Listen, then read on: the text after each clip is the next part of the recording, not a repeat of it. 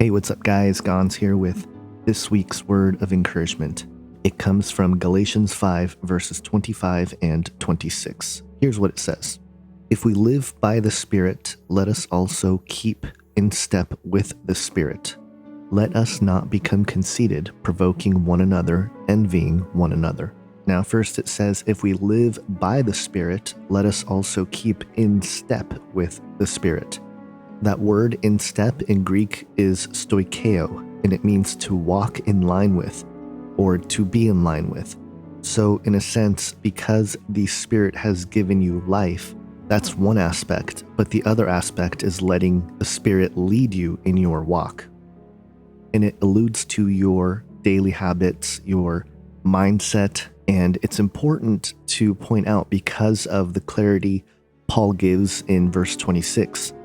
Let us not become conceited, provoking one another, envying one another.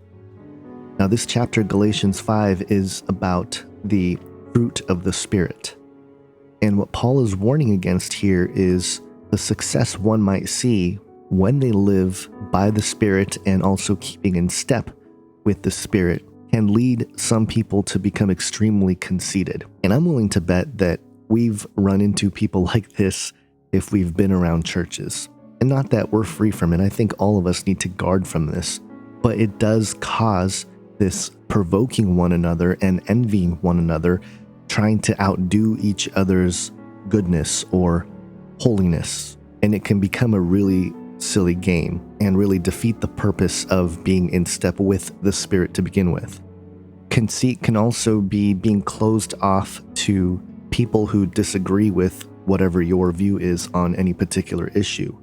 And this is actually very dangerous, especially for Christians, because if you are a follower of Christ, that means the truth dwells within you. So being someone who has the truth in them, there's this grave responsibility to conduct yourself in a proper, appropriate manner that actually does produce fruit.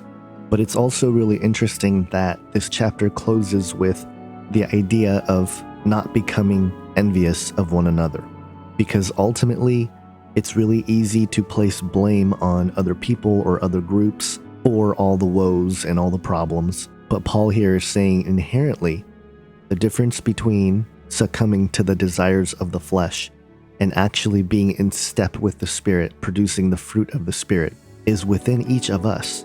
It's within our hearts, and it's within what we desire and seek after. And so if we envy one another, then we forget to look up. We start looking at each other and comparing each other instead of looking up and saying, God set the standard here, and that it's through His Son that we are saved. So I hope this encourages you to, think vertical instead of horizontal in comparing yourself with other people. And that's not to say you can't do that, because you can find inspiration and motivation from others. But don't cross the line to where you become envious. And on the flip side, don't be so conceited to think that you have all the answers, because none of us do. We're all just here who want to love God, want to love other people, and share the truth that is found in the gospel message of Jesus Christ. Have an awesome week, guys. God bless.